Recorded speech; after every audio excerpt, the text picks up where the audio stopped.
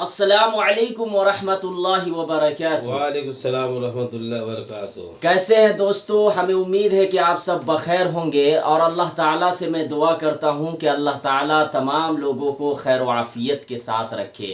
جیسا کہ میں نے پہلے ویڈیو میں ان کا تعارف کرایا تھا کہ یہ مؤذن صاحب ہے، اور الحمدللہ پترا ٹولی جامع مسجد میں قریب 29 سال سے یہ خدمت انجام دے رہے ہیں۔ یہ بہت بڑی بات ہے، اور مؤذن صاحب کی بشارت بھی ہے، فضیلت بھی ہے حدیث کے اندر کہ کل قیامت کے میدان میں سب سے اونچی گردن مؤذن صاحب کی ہوگی، اور اسی طریقے سے کہا گیا ہے کہ جہاں جہاں تک مؤذن صاحب کی آواز پہنچتی ہے تو وہاں تک کل قیامت کے میدان میں وہ چیزیں گواہی دیں گی۔ تو آج مؤذن صاحب کچھ سوال کرنے کے لیے آئے ہیں میرے پاس، انشاءاللہ یہ سوال کریں گے اور میں جواب دوں گا۔ ویڈیو پوری دیکھیے اور دوسروں تک ضرور شیئر کیجئے گا، نئے لوگ سبسکرائب کیجئے گا، انشاءاللہ اس سے لوگوں کو بڑا فائدہ ہوگا۔ جی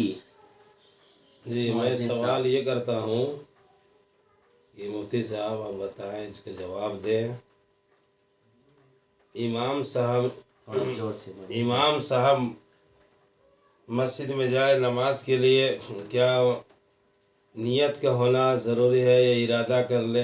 یہ ارادہ سے بھی ہو جاتا ہے، یا نیت کرنا ضروری ہے؟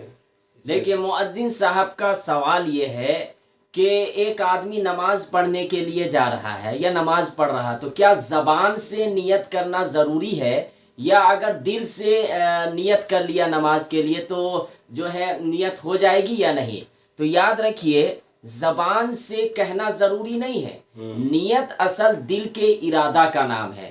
اگر آپ گھر سے نکلے، مثال کے طور پر کہ نہیں ظہر کی نماز کے لیے ہم جا رہے ہیں، تو یہ بھی ایک طرح سے نیت ہے۔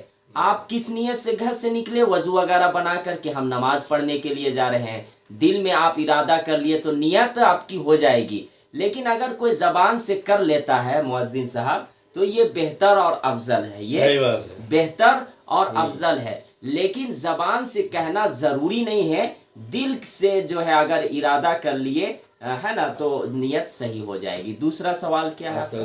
ارادہ کرنے دل سے ہو جاتا ہے نا۔ جی، دوسری سوال یہ ہے کہ اگر مقتدیوں کو نماز رکعت چھوٹ جائے، امام کے پیچھے پڑھ رہے ہیں، یا آدمی چھوٹ گیا، ان کا کیا بولتے ہیں نماز میں، مطلب ان کا چھوٹ گیا، رکعت چھوٹ گئی ہے، تو کیا اس رکعت میں سورہ ملانا ضروری ہے یا نہیں ہے؟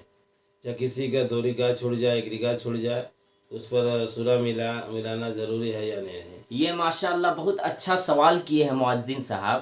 مثال کے طور پر کوئی آدمی جو ہے امام کے پیچھے شریک ہوا، لیکن اس کی 2 رکعت چھوٹ گئی، یا کسی کی 3 رکعت چھوٹ گئی، امام کے ساتھ شریک ہوا لیکن اس کی رکعت چلی گئی، تو اب نماز پڑھنے کا کیا طریقہ ہے؟ یہ بہت اچھا سوال ہے، اس کو غور سے سنیے کہ اگر کسی کی 2 رکعت مثال کے طور پر امام کے پیچھے وہ شریک ہوا اور 2 رکعت اس کی چھوٹ گئی ہے، تو امام صاحب کے سلام پھیرنے کے بعد وہ کھڑا ہو جائے گا، اور کھڑا ہونے کے بعد سورہ فاتحہ بھی پڑھے گا اور سورت بھی ملائے گا۔ کیوں؟ اس لیے کہ دونوں رکعت میں جب قرات ہوئی تھی تو سورہ ملایا گیا تھا، اور اس میں وہ مقتدی شامل نہیں تھا، تو اس لیے اگر 2 رکعت چھوٹ گئی ہے تو دونوں رکعت میں سورہ فاتحہ پڑھے گا اور سورت بھی ملائے گا۔ اور اگر کسی کی 3 رکعت چھوٹ گئی ہو تو اس کا طریقہ یہ ہے کہ 2 رکعت میں سورہ فاتحہ بھی پڑھے گا، سورت ملائے گا، اور تیسری رکعت میں صرف سورہ فاتحہ پڑھے گا، سورت نہیں ملائے گا، کیونکہ آپ کو مسئلہ معلوم ہوگا کہ فرض نماز میں صرف 2 رکعت میں ہی سورہ ملایا جاتا ہے۔ تو یہ اس صورت میں ہے جب امام کے پیچھے 2 رکعت چھوٹ گئی ہو تو دونوں رکعت میں سورہ فاتحہ کے بعد سورت ملائے گا، اور اگر 1 رکعت چھوٹی ہو تو پھر 1 رکعت میں سورہ فاتحہ پڑھے گا اور